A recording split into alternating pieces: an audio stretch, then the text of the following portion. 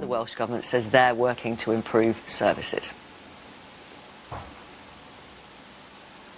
The Conservative Party has been fined a record £70,000 for breaching the rules on election expenses. Let's get the latest from our political guru, Norman Smith. An investigation started by Channel 4 News. Why have the Conservative Party been fined? Well, they've been fined basically for abusing election spending rules. But, I mean, to cut to the chase here, this report leaves two key questions hanging in the wind. One is, did the Conservative Party get an advantage at the next election by spending more than they should have in key marginal seats? Question two, did they do so deliberately? Did they know exactly what they were doing? Did they know they were trying to buy an advantage? Now, we don't know the answer to those two key questions. That's been passed over to the police to investigate. What we do know is the gravity, the severity of the abuse of the spending rules, because the Electoral Commission have delivered this whopping £70,000 fine, the maximum they could deliver, the biggest ever delivered.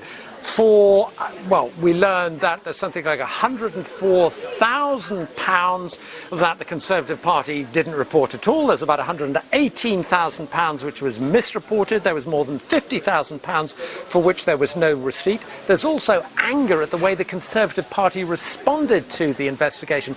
Just look at this from the Commission's report. They accuse the Conservative Party of unreasonable, uncooperative conduct.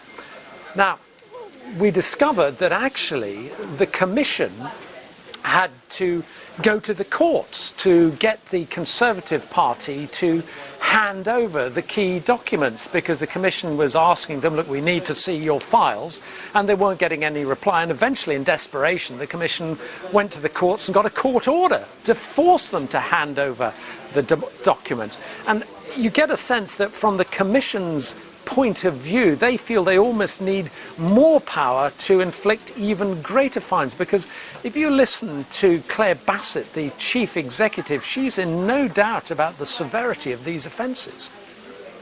They are some of the worst in the fact that they were unable to provide evidence when we needed it, and the reports were inaccurate, and the spending returns did not contain things that they should have done. And that systemic failure led to a number of things that were wrong within those, and that is the greatest extent we've seen that. This is also differentiated in the difficulty we've had in conducting the investigation as well.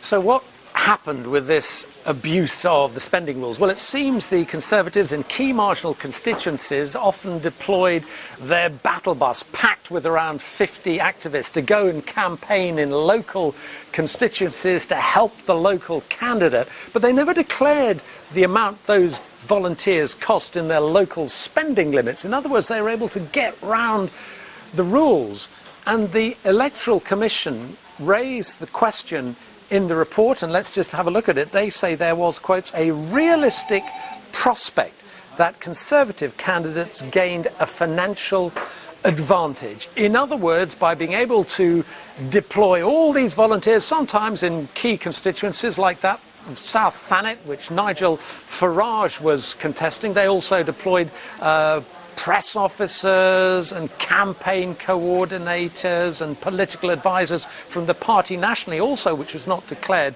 on the local spending limits. Now, the Conservative Party say this was an administrative error. They've tightened up their procedures. It's never happened before. And this morning, the former Cabinet Minister, Oliver Letwin, speaking on the radio, sought to play down these offences.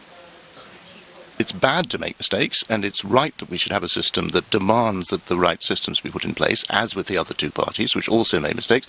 I don't think any of the parties is currently chasing for villains, because I don't think there were any villains here in any of the parties. I think what we've seen is people making a whole series of human errors, and that's bad, and it should be corrected, and the system shouldn't enable those errors to be made, but it doesn't mean that there's some vast criminal conspiracy going on.